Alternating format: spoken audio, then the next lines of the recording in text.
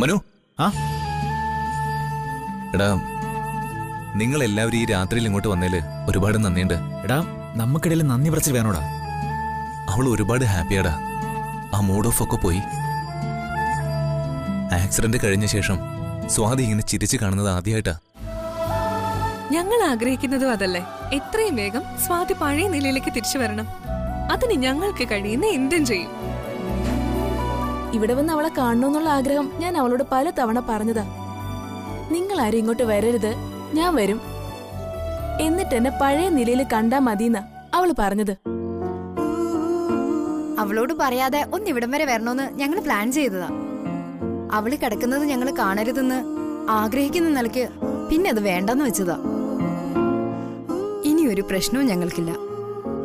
എപ്പോ വേണമെങ്കിലും അവളെ കാണാൻ വരാലോ. ഞാൻ അവളോട് ചോദിക്കാനൊന്നും നിന്നില്ല, നേരെ ഇടിച്ചു കയറിയങ്ങ് പോന്നു. എന്നോടൊരു താല്പര്യക്കുറവും സ്വാതി കാണിച്ചില്ല. ഇടിച്ചു കയറ്റം നിന്റെ നേച്ചറിന്റെ ഭാഗമല്ലേ, അത് പിന്നെ പ്രത്യേകിച്ച് പറയണ. സഞ്ജന അങ്ങനെയൊക്കെ തന്നെയാ. ആ ആക്സിഡന്റിന്റെ ഷോക്ക് ഇപ്പോഴും സ്വാതിയിലുണ്ട്. രാത്രി ഞെട്ടി ഉണരും, പിന്നെ നല്ല പെയിൻ അനുഭവിക്കുന്നുണ്ട്. ഇനി അതങ്ങ് മാറും, അല്ലെങ്കിൽ ഞങ്ങൾ മാറ്റിയെടുക്കും. സത്യത്തില് ഹാപ്പി ആയത് ഞങ്ങളാ അല്ലേടി? ആ, അവളൊന്ന് കാണാൻ പറ്റിയല്ലോ. നീ പറഞ്ഞത് സത്യമാ. മനു വന്ന് വിളിച്ചപ്പോ എന്ത് സന്തോഷായിന്നറിയോ? എടാ, സ്വാതിക്കൊരു വിൽ പവർ ഉണ്ട്. അവള് തിരിച്ചു വരുന്നത് അതുകൊണ്ടാ. നീ സമാധാനായിട്ടിരിക്കടാ. ഏറിയാൽ 1 മാസം സ്വാതി അപ്പോഴേക്കും ഓക്കെ ആവും. പിന്നെ നിന്റെ കൂടെ അവളുണ്ടാവൂടാ. നിങ്ങൾ നാളെയും വരണം. അവളുടെ സന്തോഷം നിലനിർത്തിക്കൊണ്ട് പോണം. ഇന്ന് അവൾക്ക് ബർത്ത്ഡേ ഗിഫ്റ്റ് ഒന്നും വാങ്ങാൻ പറ്റിയില്ല. നാളെ ഞാൻ അതുമായിട്ട് വരാം. സച്ചിയും അർച്ചനയും നാളെ വരുമെന്ന് പറഞ്ഞിട്ടുണ്ട്. അവരും വരട്ടടാ. നമുക്ക് നാളെ ഇതിനും വലുതായിട്ട് പൊളിക്കാം. ഷുവർ. നമുക്ക് പോവാം. ഞാൻ ഈ ഫോൺ ഓഫാക്കി വെച്ചിരിക്കാം. മല്ലികാന്റിക്ക് വിളിച്ചിട്ട് കിട്ടാതിരുന്ന വണ്ടി എടുത്ത് വന്നിരിക്കും. അവളും അവളുടെ ഒരു മല്ലികാന്റി. എടി, പഠിക്കുന്ന കാലം മുതൽ അവര് നിന്റെ വാലായിരിക്കുന്നതാ. ഇനിയും വാല് മുറിക്കാറായില്ലേ നിനക്ക്? മനു വേണ്ട. ഹേയ്, നിങ്ങൾ അടിയുണ്ടാക്കാതെ പോവാൻ നോക്ക്. ദേ, ഇവർക്കൊക്കെ വീട്ടിൽ പോകാനുള്ളതാ. അപ്പൊ നാളെ കാണാം. ശരിടാ. 12 മണിയോടെ ഞങ്ങൾ എത്തും. സീ സഞ്ജു. ആ, സീ യു. ഞങ്ങൾ പോയെന്ന് സ്വാതിയോട് പറഞ്ഞേക്ക്. Okay, good night. വെളുക്കാൻ നേരത്തെ അവൻ്റെ ഒരു ഗുഡ് നൈറ്റ്. എന്തായാലും വരവ് വെച്ചു. പോവാം ഗേൾസ്. സുന്ദരികളെല്ലാം എന്റെ പിന്നാലെ വന്നട്ടെ.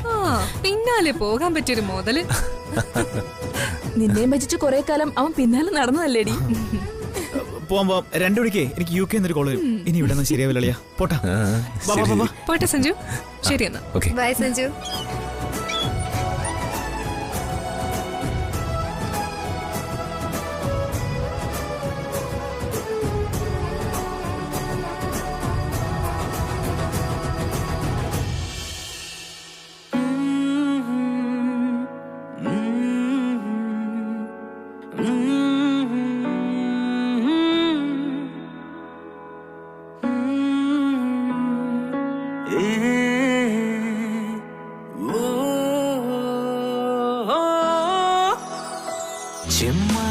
ചെമ്മാനച്ചേലാണെന്നേ മഞ്ചാടി പിന്നാളിൽ സന്തോഷത്തീരം കണ്ടേ.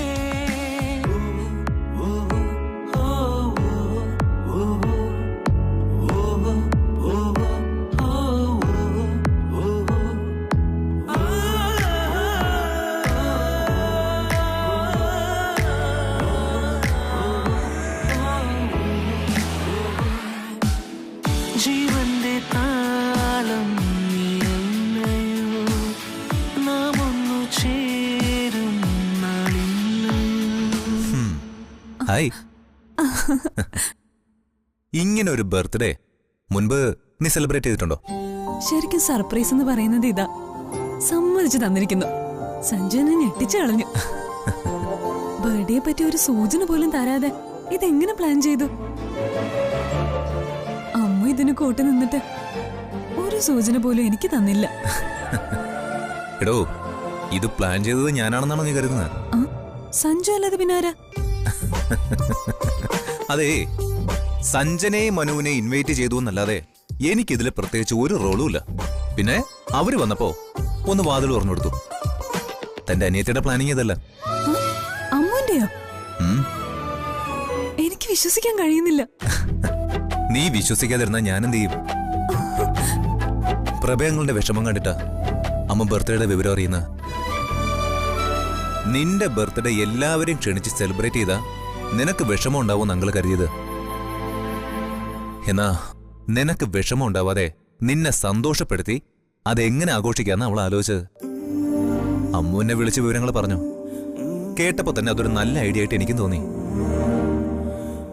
നിന്റെ സന്തോഷത്തെക്കാൾ വലുതായിട്ട് എനിക്ക് എന്താ ഉള്ളത്? അപ്പൊ തന്നെ ഞാൻ എസ് പറഞ്ഞു. അപ്പോ ഹോളൊക്കെ ഭംഗിയായി അലങ്കരിച്ചതോ? അത് രാജുവിന്റെയും ദിനേശങ്ങളുടെയും പണിയാ. ഒരുപാട് പേര് ഒത്തുകൂടിയില്ലെന്നേ ഉള്ളൂ. എന്റെ ഈ അവസ്ഥയില് ഞാനും അതൊട്ടും ആഗ്രഹിക്കുന്നുമില്ല. പക്ഷെ എന്നെ ഹോസ്പിറ്റലിൽ കാണാൻ വന്ന എന്റെ ഫ്രണ്ട്സിന് എന്നോട് സഹതാപം തോന്നേണ്ട ആവശ്യമില്ല. എനിക്ക് ഒത്തിരി സന്തോഷമായി സഞ്ജു. പിന്നെ ഇന്ന് വന്നവരെല്ലാം നാളെ ഉച്ചയ്ക്ക് പിറന്നാൾ സദ്യ ഉണ്ണാൻ വരുന്നുണ്ട്. വരട്ടെ, അവർക്ക് സദ്യ കൊടുക്കേണ്ടതല്ലേ.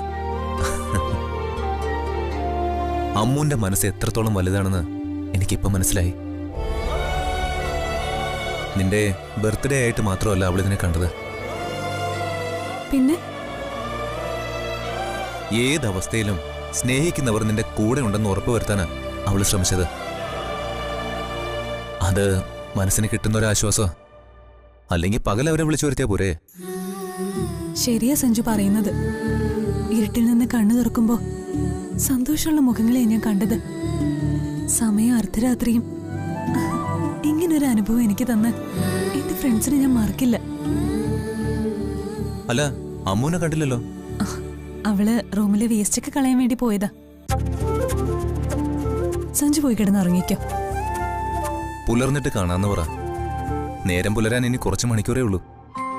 കുറച്ചു നേരമെങ്കിലും ഉറങ്ങ്. രാത്രി നിങ്ങളാരും ഉറങ്ങിയിട്ടില്ലെന്ന് എനിക്കറിയാം. ചെൽ, നാളെ കാണാം. ശരി, ഉറങ്ങിക്കോ.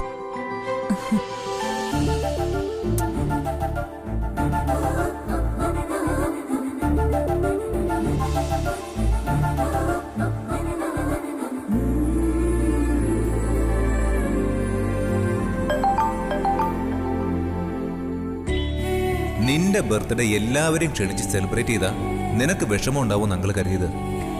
എന്നാ നിനക്ക് വിഷമം ഉണ്ടാവാതെ നിന്നെ സന്തോഷപ്പെടുത്തി അതെങ്ങനെ ആഘോഷിക്കാന്ന് അവൾ ആലോചിച്ചത്.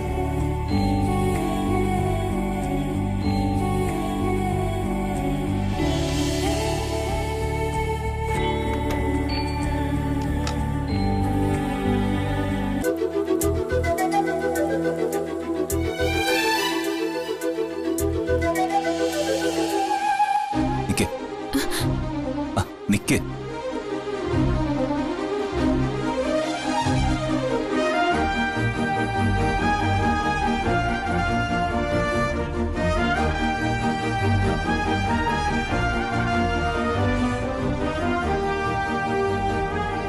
താങ്ക്സ്. എന്തിനാ താങ്ക്സ്? സ്വാതി വലിയ സന്തോഷത്തില. അവളുടെ അടുത്ത് ചെന്നപ്പോ അവള് പഴയ സ്വാതി ആയതായി തോന്നി. അവളെ സന്തോഷത്തിലേക്ക് മടക്കിക്കൊണ്ടുവന്ന നീയല്ലേ? അന്നെന്റെ ചേച്ചിക്ക് വേണ്ടി അത് ചെയ്തത്. അതിന് നിങ്ങൾ താങ്ക്സ് പറയേണ്ട കാര്യമൊന്നുമില്ല. സ്വാതിയുടെ സന്തോഷം നിന്റേത് മാത്രമാണോ? എന്ന് പറയാൻ മാത്രം മണ്ടിയൊന്നല്ല ഞാൻ.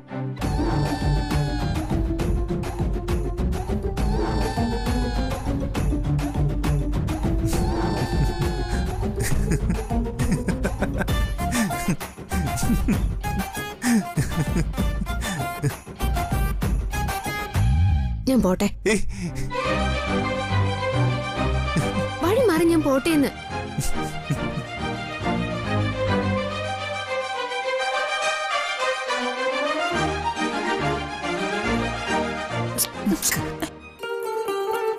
എന്താ കളിയാക്കിയ പോലെ ചിരിക്കുന്നേ?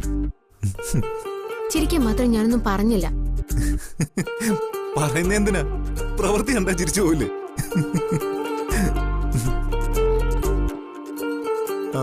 മറുവശത്തും കൂടെ ആയി മീശയായി. പിന്നെ കുറച്ച് താടിയിലൊക്കെ തേച്ച ഒരു തൊപ്പിയും വെച്ചാ നല്ല അസല് സാന്താക്ലോസ് ആയി. എന്നെ എന്തിനാ കളിയാക്കുന്നത്? എന്താടി കാവേരി നമ്മൾ ഈ കാണുന്നത്? ചിരിച്ചത് എന്തിനാന്ന് പറഞ്ഞില്ല.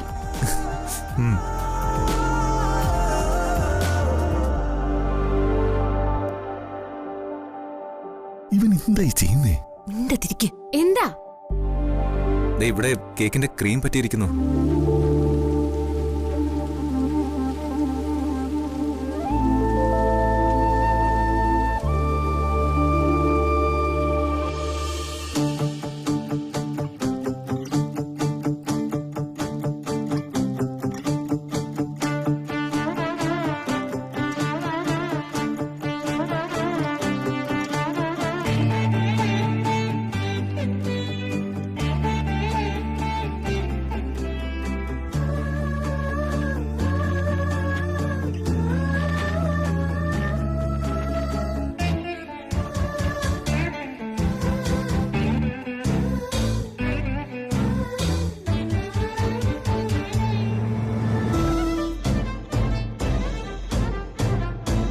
മുഴുവനും പോയിട്ടില്ല. ഇവൻ എന്തായി കാണിക്കുന്നത്? നിന്റെ തിരിക്ക്.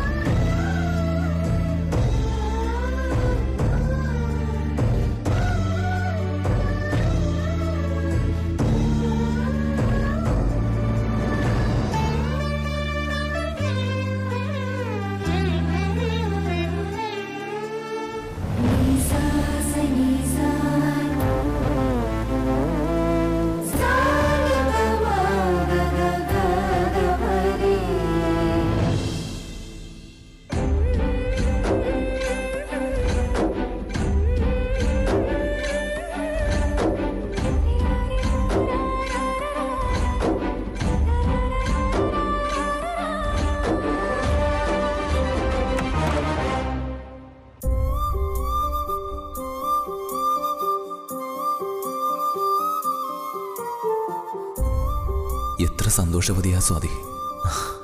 അവളെ വേദനിപ്പിച്ച് കടന്നു പോകേണ്ട ബർത്ത്ഡേ ആയിരുന്നു ഇത്. എല്ലാത്തിനും നന്ദി പറയേണ്ടത് ലച്ചുനോടാ. പക്ഷേ എന്റെ താങ്ക്സ് അവൾക്ക് വേണ്ടല്ലോ.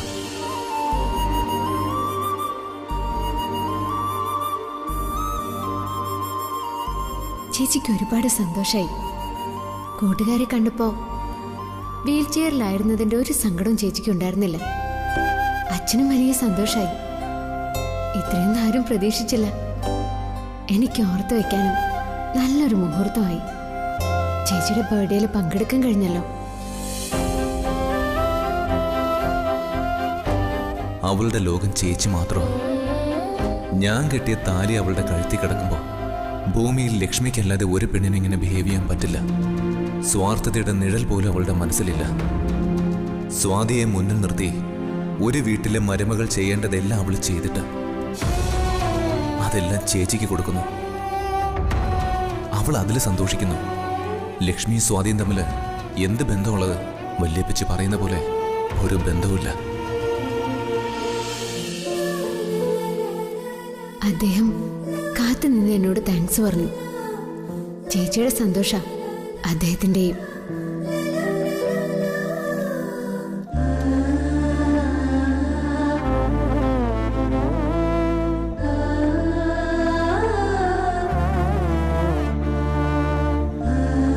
അദ്ദേഹം കണ്ണുകളിലേക്ക് നോക്കിയ നിന്നിടത്ത് നിന്ന് ചലിക്കാൻ പോലും പറ്റാതായിപ്പോ. എന്താ അങ്ങനെ സംഭവിച്ചു പോകുന്നതെന്നറിയില്ല.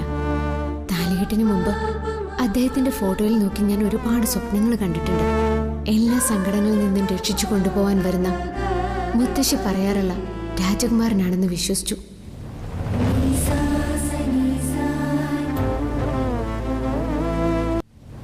മുത്തശ്ശി പറയാറുള്ള രാജകുമാരനാണെന്ന് വിശ്വസിച്ചു. തിരുവണ്ണാപുരത്തമ്മ കൃത്യസമയത്ത് തന്നെ അദ്ദേഹത്തെ കൂട്ടിക്കൊണ്ടുവന്നു. അദ്ദേഹം കഴുത്തിൽ താലി കെട്ടുമ്പോഴും അദ്ദേഹത്തിന്റെ കൂടെ പോകുമ്പോഴും എന്താണ് സംഭവിക്കാൻ പോകുന്നതെന്ന് അറിയില്ലായിരുന്നു.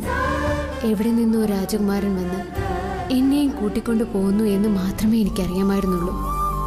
എന്നെ നെഞ്ചോട് ചേർത്ത എൻ്റെ ചേച്ചിയുടെ സ്വന്തമാണ് അദ്ദേഹം എന്നറിഞ്ഞ നിമിഷം മനസ്സിൽ വെച്ച് ആരാധിക്കുന്ന ദൈവങ്ങളുടെ സ്ഥാനത്തേക്ക് അദ്ദേഹം ഉയർത്തപ്പെട്ടു. സ്വാതിക്ക് വെറുതെ ഒന്നും അവൾ അനിയത്തിയാവില്ല. ലക്ഷ്മി അവൾക്ക് തിരിച്ചു കൊടുക്കുന്ന സ്നേഹം തന്നെയാ അതിന് കാരണം.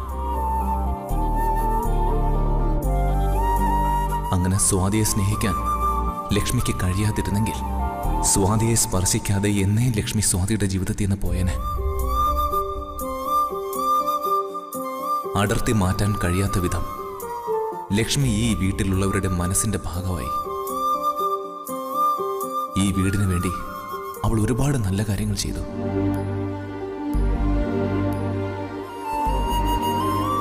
അദ്ദേഹത്തിന്റെ നന്മയും കുടുംബത്തോടുള്ള സ്നേഹവും ചേച്ചിയോടുള്ള കറകളഞ്ഞ ഇഷ്ടവും എനിക്ക് അദ്ദേഹത്തോടുള്ള ആദരവ് കൂട്ടി. ഇനിയുള്ള പ്രാർത്ഥന ചേച്ചിയുടെയും അദ്ദേഹത്തിന്റെയും വിവാഹമാണ്. അത് കാണാനുള്ള ഭാഗ്യം എനിക്കുണ്ടാവില്ല. ചേച്ചിയുടെ അമ്മയ്ക്ക് കൊടുത്ത വാക്ക് എനിക്ക് പാലിക്കണം. അമ്മയുടെ അസുഖം മാറ്റാൻ എത്ര സ്പെഷ്യലിസ്റ്റുകളുടെ അടുത്തേക്ക് കൊണ്ടുപോയി. അമ്മയെ വിടാതെ പിടികൂടിയ രോഗത്തിന്റെ കാരണം കണ്ടെത്താൻ ഒരു ഡോക്ടർക്കും കഴിഞ്ഞില്ല. പക്ഷേ ലക്ഷ്മി അത് കണ്ടുപിടിച്ചു. രാത്രികളിൽ അമ്മ കഴിച്ചു കൂട്ടിയത് ഈ മുറിയില്ലായിരുന്നു. അമ്മയുടെ അസുഖത്തിന്റെ കാരണം പോലും ഞാൻ അറിയാതെ പോയി. ആരും അറിയാതെ രാത്രി കാലങ്ങളിൽ അമ്മ കഴിച്ചുകൂട്ടിയ ഇരുട്ടുമുറി അവൾ തുറന്നു. അച്ഛൻ പുറത്തു വന്നു. ദിനേശൻ അങ്കിൾ ഈ ജന്മം നന്നാവെന്ന് കരുതിയതല്ല. ഇപ്പോഴും അങ്കിളിന് വന്ന മാറ്റം പലരും വിശ്വസിച്ചിട്ടില്ല. പക്ഷേ ദിനേശൻ അങ്കിൾ പുതിയൊരു മനുഷ്യന്. ഏത് ജന്മത്തിലാ ലക്ഷ്മി നിന്നോടുള്ള കടപ്പാട് എനിക്ക് തീർക്കാൻ കഴിയുക? സ്വാതിക്ക് നീ പ്രിയപ്പെട്ടവളും നിനക്കവൾ ജീവവായുവും ആകാതിരുന്നെങ്കിൽ നിങ്ങൾക്കിടയിൽ ഞാൻ ജീവിച്ചിട്ട് എന്തർത്ഥമാ ഉള്ളത്? അച്ഛന് പൂരിപ്പിക്കാൻ കഴിയാത്ത സമസ്യയാ മോനെ. സ്വാതിയുടെ വിശുദ്ധിയാണോ ലക്ഷ്മിയുടെ പരിശുദ്ധിയാണോ ദൈവം എൻ്റെ മോന് വിധിച്ചതെന്ന്? സ്വാതിക്ക് നിന്നെ പിരിയാൻ കഴിയാത്ത കാലത്തോളം നീ എന്റെ കൂടെ തന്നെ ഉണ്ടാവും. എന്റെ ഒരു കണ്ണിൽ നിന്റെ വിശുദ്ധിയും മറുകണ്ണിൽ സ്വാതിയുടെ പരിശുദ്ധിയായി. തിരുമുടിയിൽ ഗംഗയെ സൂക്ഷിച്ചു വെച്ച ശിവഭഗവാനെ പോലെ ഞാനും.